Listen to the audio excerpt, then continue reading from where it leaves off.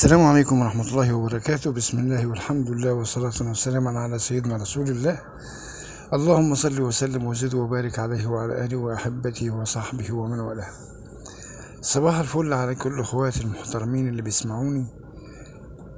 جمعة مباركة عليكم وعلى أحبابكم. يا ريت اللي يشوف الفيديو يدعم الفيديو، واللي ما اشتركش في قناتنا يشرفنا بالاشتراك يوصله كل جديد. تحياتي ليكم من قلب مصر، تحياتي لكم من قلب العروبة، أغلى أخوات في الكون. يا ريت اللايك ما ننساهوش، والتعليق الجميل بتاعكم اللي بيوصلنا لأعلى المستويات. نشير الفيديو على أعلى مستوى يوصل للدنيا كلها. فنان جديد انضم لقائمة تجارة الأعضاء، وظهر له لقاء مع طليقته الراقصة اللي اتهمته بخطف بنت كانوا جايبينها من الملجأ، واتهمته بقتل بنتها في بطنها بعد ما ولدها بطريقة غريبة، واتهمته بقتل ابن أخوه أو بنت أخوه في بطن مرات أخوه، وكوارث لأنه تربى في بيت وفاء عامر زي ما هو بيقول. اتربى في بيت وفاء عامر زي ما هو بيقول. يبقى نرجع نقول للشباب اللي هو بيطلع ميتينه في دراسته عشان يوصل لشهادة. كان زمان ليها فخر الشهادة دي. الشهادة كان الواحد بيقول لك لابنه ما تعملش اي حاجة في الدنيا، خد شهادتك. حاليا الشهادة ملهاش اي قيمة في مواجهة شاكر ومداهم وسوزي والاشكال القذرة اللي طفحت علينا بسبب السوشيال ميديا. لما يتمسك محمد خالد مداهم العاطل ب65 مليون جنيه، سوزي الأردنية بنت ال50% ثانوية عامة 15 مليون جنيه، شاكر محظور وفيلا وعربيات وجراشات وهيصة وهو ضابط حرامي. الجهل نفسه بقى الجهل.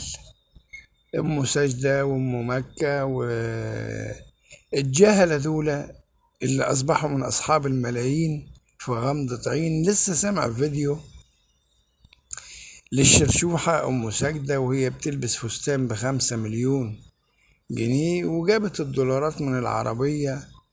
عيني عينك كده وعلى وشك يبان يا مداغ اللبان زي ما بيقولوا، وما خفي كان أعظم. أم سجدة أم مكة اللي بتقول لك أنا بكسب في اليوم 120,000 جنيه من الفسيخ. طب الدولة ما خدتش حقها ليه؟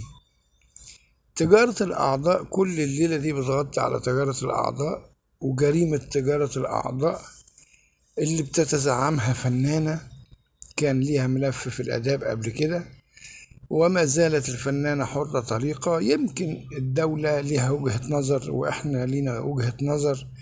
نسأل الله العلي القدير إن الدنيا تتكشف وكله يبان، لأن دي شبكة كبيرة مش صغيرة، وشبكة كبيرة جدا لا يجوز التهاون فيها.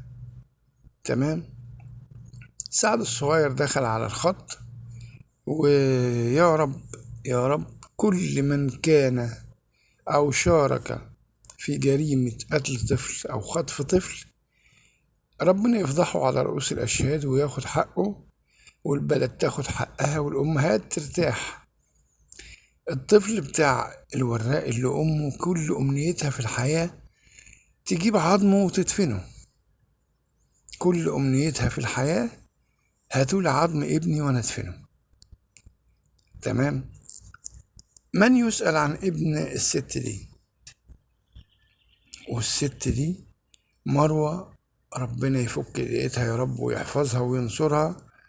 قالت ان اللي خطفته ام سجدة. ام سجدة باعتراف واتنين وتلاتة من الناس، منهم السعودي منهم المصري، انها كانت وسيطة لبيع كلى عن طريق وفاء عامر. ام مكة كانت وسيطة عن طريق واحد سعودي لبيع كلى عن طريق وفاء عامر. تمام.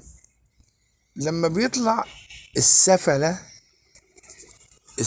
وما أدراك ما السفلة اللي لهم تاريخ اسود عار ويدافعوا عن الفنانة، تبقى كارثة، يبقى كده واضحة زي الشمس، لأن الحلو ما بيختلفش عليه اتنين. لكن لما تلاقي، ويمكن احنا قلناها في فيديو قبل كده، لما تلاقي قطر بتشكر في حد اعرف ان الحد ده شمال. تمام. فلما تلاقي الفنانة بيشكر فيها مخرج معين، طب ما ندور، احنا مش محتاجين ندور على المخرج يعني، يعني نكتب كده على جوجل 6 فنانين، تمام، هنلاقي الدنيا كلها عارفة مين هو المخرج، مين هو آه، اللي بيدافع عن الفنانة. نسأل الله العلي القدير بحق يوم الجمعة الطاهر ده، حق الأطفال اللي تغيبت، حق دينا مراجيح، حق إبراهيم شيكا. بالمناسبة هبة شيكا داخلة النهاردة، امبارح اتقبض على أم إبراهيم بتاع إيدكو البحيرة، والنهاردة هبة شيكا مطلوبة. وخلاص، كل سنة وانتم طيبين. اللي أكلتوه بط بط هيطلع على وشكوا وز وز، والفضايح هتظهر، وربنا يكشف ستركوا كمان وكمان. كملت معايا الفيديو لحد دلوقتي، انتظر مني كل جديد إن شاء الله. هنتابع التفاصيل أول بأول. أستودعكم الحي القيوم الذي لا تضيع ودائعه. جمعة مباركة عليكم يا كل أحبابي، والسلام عليكم ورحمة الله وبركاته.